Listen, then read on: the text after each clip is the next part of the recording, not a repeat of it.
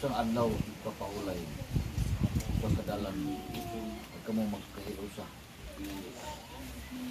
Panang mga tawhanon pinaagi sa tinawhanon himo ng lina ang balay alampuanan ug suroy-suroyan panindutan silang sulob sa mga sulob mga tawhanon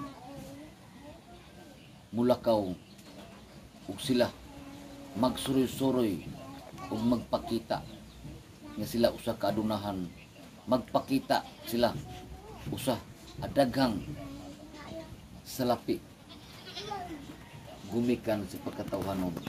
Apan kung kamo nakasabot nga na ang salapi mga tawhanon magpaila sila kanunay nga sila pinaagi sa salapi. Gihimo nila ang mga tawhanon ug gihimo nila ang nagdala sa balay alampuanan gibaligya nila ang balay alampuanan. Daghan ang nagda sa pangalan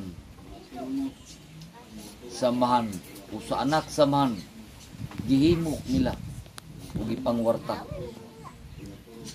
Manghinaot kamong tanan ang tanan nga makakita o makadungog sa mga mensahe sila makamata sa kamatuoran. Manghinaot kamong tanan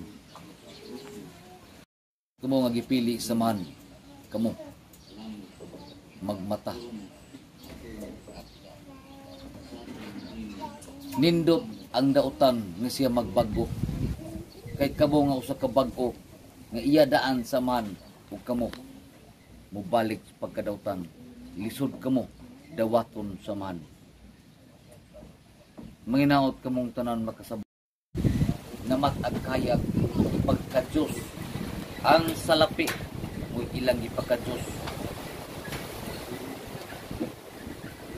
Ihimo nila ang salapi nga ilang pagaludhan mapalit nila ang angay ng mapalit. Gihimo nila ang balay alampuanan pagabayran. Nagsatagsa kanyo kung inyong timbang-timbangon ang espirituhan ug tawhanon. Ang espirituhan ug tawhanon inyong timbang-timbangon ug isa-isa inyo ang kamaturan. Dini sa lugar nga balan saktong panahon kamo. Pagatukion og kamo pangitaan ug unsa ang lugar nga balan.